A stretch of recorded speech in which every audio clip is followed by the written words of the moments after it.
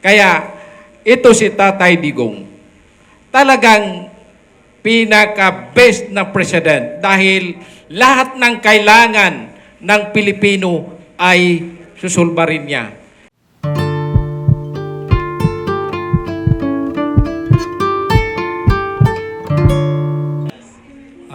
Thank you, Dr. Noreen. Assalamualaikum warahmatullahi wabarakatuh. Ako po si Gapo Randy Usman. 1988 na-elected si Mayor Rodrigo Duterte sa Davao City. Din ako na-elected din Barangay Kagawad 1989. 6 years term yun kasi yung panahon na yun kung ano ang term niyon, 6 years yung mga barangay officials. Then gi-appoint naman ako ni Duterte yung 2001 na deputy mayors hanggang 2021. Almost 20 years ako nagiging deputy mayors sa Maranao Tribes.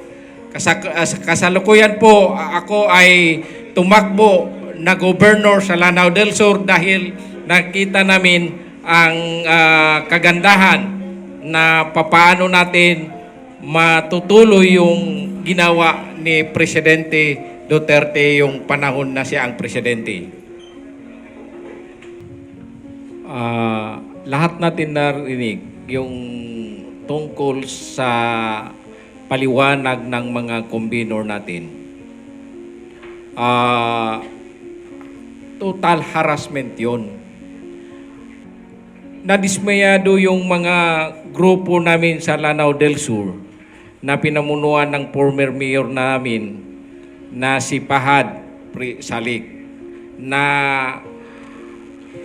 galing sa 4 na po munisipyo na nandito po sila para ipahayag nila yung gusto nila ipaano sa gobyerno.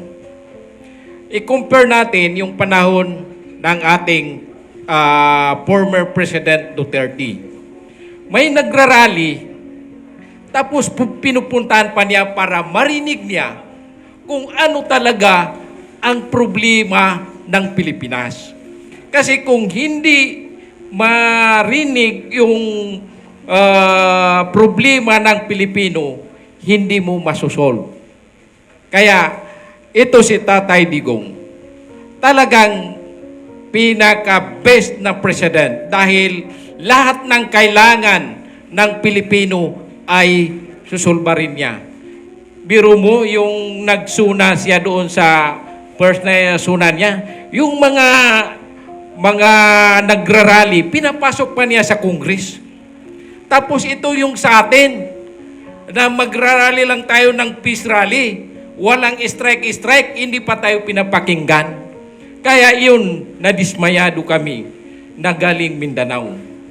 Dapat, kung totoo silang serbisyo ng Pilipino, ipakinggan nila kung ano ang problema ng taong bayan. Sana ngayon ang freedom of rights ng mga Pilipino. Tulad sa amin doon sa Mindanao, nahihirapan po kami. Hindi nila alam kung ano ang dapat namin problema sa aming lugar. Mostly sa aming lugar, sa Lanao del Sur, sa amin galing yung electric power in PC. Tapos doon pa namamatay yung mga ilaw. Dapat sana libre kami doon dahil galing sa amin ang source. Kaya gusto ng mga kababayan namin na pumupunta dito para malaman ng gobyerno kung ano ang problema ng Mindanao. Kaya ito ay isa sa mga hindi magandang ginagawa nila. Manawala yung transparent, yung accountability, peace and security dahil maraming na namamatay, pinapababayaan lang. Kaya yun na nga ang sabi namin na walang fair yung pamamahayag natin kasi hindi tayo pinayagan na marinig kung ano ang problema ng Pilipinas. Kaya ginagawa natin ito, yung peace rally, kasi marami tayong iba-ibang problema. Mindanao, Visayas, Luzon. Na kaya gusto ng taga Mindanao na pumupunta ganitong mga peace rally. Iyon lang ang masasabi namin sa inyo. Tama po yung kanina na sinabi nila. Tindig na lang ako para makita ninyo kasi parang hindi ako makita. Tayo po ay nung pisahan namin sa Davao yung hakbang maisog. Sinunod yung Cebu. Yung Tagum, dapat pinakamarami yun. Tapos ita-times 2 natin hanggang mag-100 tayo. Hindi tayo po hihinto. Times natin yung maisog. Kasi yung maisog, sabi nila, matapang. Tayo mga Pilipino, matapang tayo. Hindi ang matapang ang Mindanao. Lahat tayo matapang. Nandito kami na mga taga Mindanao. Kumakain ng bala. Tama ba yun? Tama ba yun mga taga Mindanao? Dagdagan natin ito. Hindi tayo papayag na hindi tayo makarali ulit dito sa Bulacan. Dapat tayo ay power people. Power people, hindi people power. Power natin ito na mga tao na may katungod. Sa Bisaya pa, natay katungod, may balaan ang atong katungod. Unsa to siya? Ang balaod sa Pilipinas. Nganuman, nga kanya to si Duterte, nga siya'y presidente, pritanan ang mga tao nga magsulti o katungod para matubag ni Duterte ang kinahanglan sa katauhan. Kung hindi yan, para i-ano natin sa Tagalog, kay mahirap yung Tagalog. Sanay tayo sa Bisaya eh.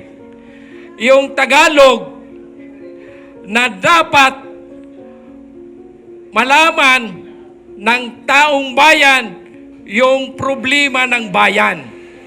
Tama ba yun? Tapos, ang problema ngayon, yung administration, hindi nila pakinggan yung katungod natin. Ano yung katungod? Yung karapatan natin. Ano ang problema ng bayan? Kaya hindi siya sanay magsagot ng problema ng bayan. Kasi anak mayaman. Nasanay yun. Hindi tayo kukuha ng leader na hindi magserbisyo. Kasi alam naman niya, narinig na niya yung problema natin sa Pilipinas. Tapos ayaw lang niya pakinggan. Si Duterte, ibalik ko ito Si Duterte yung nagsuna siya, maraming nagparada, nag-strike.